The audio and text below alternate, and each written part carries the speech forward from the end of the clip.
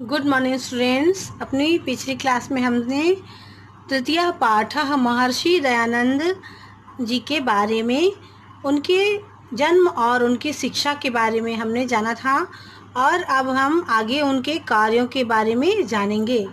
दयानंदोऽपि गुरोराज्ञां शिरसि कृत्वा पादौ प्रणम्य आशीषं च गृहीत्वा एतद्देशवासिनः मानवान् अविद्यान्धकाराद् ऊर्ध्वतु कार्यक्षेत्रं समागतः। गुरोराज्ञां पालयन् देशसमाजयोः उन्नत्यै निरन्तरं भारतीयसंस्कृतेः प्रचारं करोत्।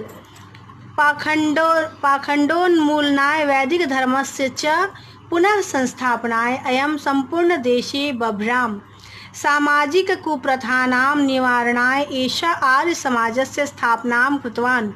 महर्षि विधवा अबलानां दलितवर्गाणां गवां च उद्धाराय सदैव प्रायतत। स्वातन्त्र्यभावनापि प्रथमनेनैव महर्षिणास्माकं हृदयेषु जागरिता। नानाविधानि दुःखानि सोढ्वापि नायं कर्तव्यविमुखो जातः, येनास्य महापुरुषस्य ख्यातिः सर्वत्र व्याप्ता। दयानंद जो थे, उन्होंने गुरु की आज्ञा को अपने शिरोधार्य किया और उनके पांव छूकर आशीर्वाद लेकर देश के निवासी को, जो हमारे देश के जो निवासी हैं, उनको अज्ञानता रूपी अंधकार से उबारने के लिए अपने कार्य क्षेत्र में आ गए। अज्ञानता रूपी अंधकार से निकालने के लिए उन्होंने अपना कार्य शुरू कर दिया और गुरु की आज्ञा का पालन करते हुए देश व समाज की उन्नति के लिए भारतीय संस्कृति का उन्होंने प्रचार किया। दिखावे को दूर करने और वैदिक धर्म की फिर से स्थापना करने के लिए इन्होंने संपूर्ण देश का भ्रमण किया, पूरे देश का इन्होंने भ्रमण किया और सामाजिक कुप्रथाओं की निवारण के लिए इन्होंने आर्य समाज की स्थापना की।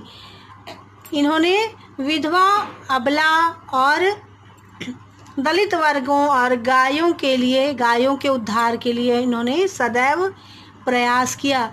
स्वतंत्रता की भावना भी सबसे पहले दयानंद मुनि जो थे, दयानंद सरस्वती कहा गया उनको, इन्होंने ही भारतीयों के हृदय में जगाई और अनेक प्रकार के दुख सहकर भी वे कर्तव्यों से विमुख नहीं हुए। ये अपने कर्तव्य में हमेशा सजग रहे, जिससे इनकी ख्याति सर्वत्र व्याप्त हो गई, हर जगह फैल गई।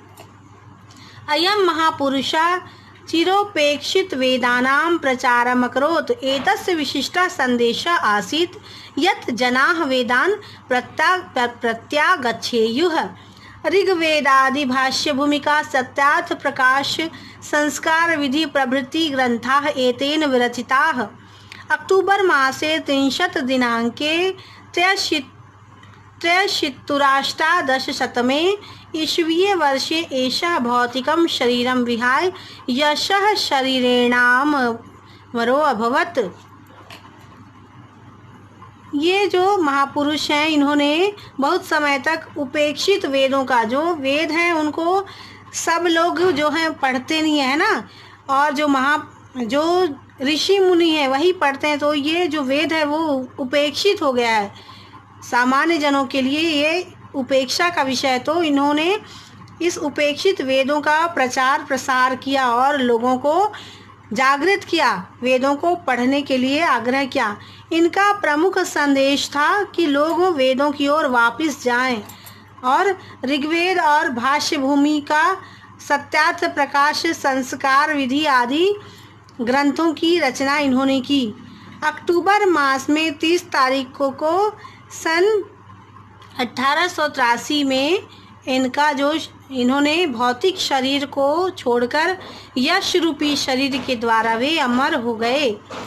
महर्षि दयानंदः सत्यस्य धैर्यस्य ब्रह्मचर्यस्य च मूर्तिरासीत्। एतस्य चरितं सदैव भारतीयानां कृते अनुकरणीयमस्ति। एतादृशाः महात्मानः सर्वदा वन्दाः अविस्मरणीयाश्च भवन्ति। महर्षि जो दयानंद में सत्य के, धैर्य के और ब्रह्मचर्य के प्रतीक थे। इन्होंने सदैव भारतीयों के लिए इनका जो चरित्र है वो अनुकरणीय है भारतीयों के लिए, है ना। इनका जो चरित्र है वो अनुकरण करने योग्य है, क्योंकि ऐसे महात्माएं जो हैं वो हमेशा ही वंदनीय और अविस्मरणीय है, जिनको भूला नहीं जा सकता। ऐसे वहाँ महापुरुष थे महर्षि दयानंद। तो आज के लिए इतना ही। ये पाठ आप पूरा पढ़िए और इसके क्वेश्चन आंसर करने का प्रयास कीजिए।